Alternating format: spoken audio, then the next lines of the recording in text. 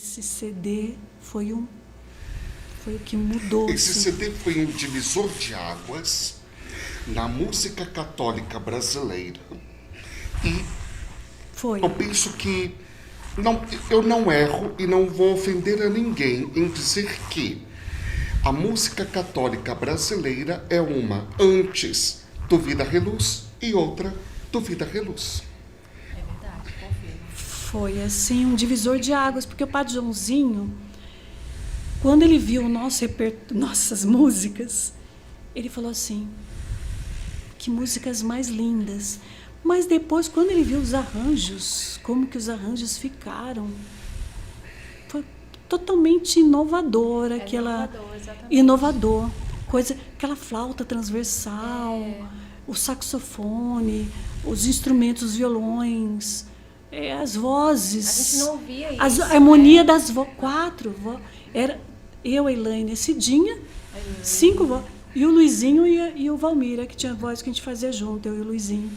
Então, aquela mistura de voz, aquela harmonia, coisa... Não tem como explicar. E o Vida Reluz sempre trouxe, assim, vocês sempre trouxeram uma unção mais carregada de muita leveza nas músicas, né? Sempre foi uma mensagem muito poderosa, muito forte que vocês trouxeram. De coração, né? Tão distante e tão próximo, tão oculto e tão claro. Músicas de comunhão, músicas de entrada. E as músicas serviam para missa, para canto de entrada, para comunhão, para Eucaristia, né? Aí falando da comunhão, ação de graças, canto final, grupo de oração. Aí foi aquela coisa. Quem eram, assim, as suas referências naquela época?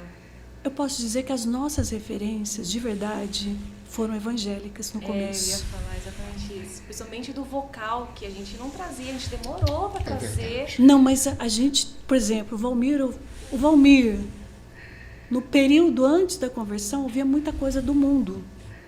Muita música secular. E aqueles vocais, aquela coisa do Barry Manilow. Eu também ouvia muita coisa assim. Muita MPB, muita bossa nova. Eu ficava muito aquelas harmonias, aquelas vozes, eu gostava muito. E depois, conversão. Adhemar de Campos, Grupo Logos, Grupo Life, Asaf Borba. Gente, eu sou muito amiga do Adhemar de Campos, a gente se fala às vezes. Eu cresci ouvindo. Antes eu te conhecia de ouvir falar, mas agora de contigo andar. Na pandemia a gente se falou muito. Ele queria até me chamar para cantar uma música com ele, sabe? Falei, Adhemar, não faz isso comigo. Por favor, você cantou com... Ana Paula falando, não. Então você aceite, por favor, e nos leve junto. Isso, a gente vai aplaudir.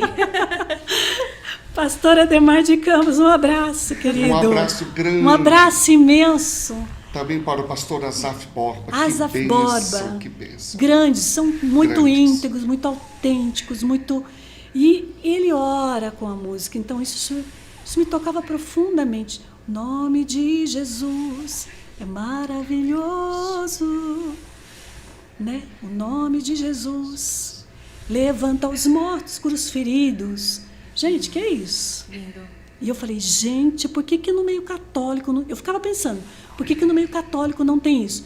Aí quando eu encontrei o Valmir também pensava a mesma coisa. Mas mal eu sabia que o Valmir já estava compondo músicas. Nossa. Eu não conhecia as músicas do Valmir. Eu fui conhecer uma música do Valmir quando a gente estava naquele retiro em 89, com o Ricardo Sá, que ele foi mostrar para o Ricardo as músicas dele. Olha, Ricardo, minhas músicas e tal. Ai, são boas. Meio poéticas, mas são boas. Lembra disso?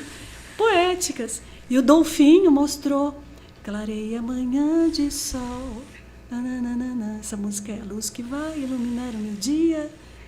Aí o Ricardo, nossa, você toca muito bem, que o Dolfinho toca um violão maravilhosamente bem, né? E eu estava ali, fazendo parte de tudo isso. A gente sentada no banquinho de madeira, aquele lago, mostrando as músicas para o Ricardo. Que o Valmir queria que o Ricardo levasse para a canção, quem sabe um dia ele gravasse. Valmir tinha, mas eu não tinha pretensão nenhuma. Ele já sabia muito bem, né? Mas ele tinha claro que Deus estava dando as canções. Então. Que não era só para ficar para ele. Ele já tinha isso muito claro. Eu é que não tinha. Precisava ser vomitada dentro da boca da baleia para poder entender.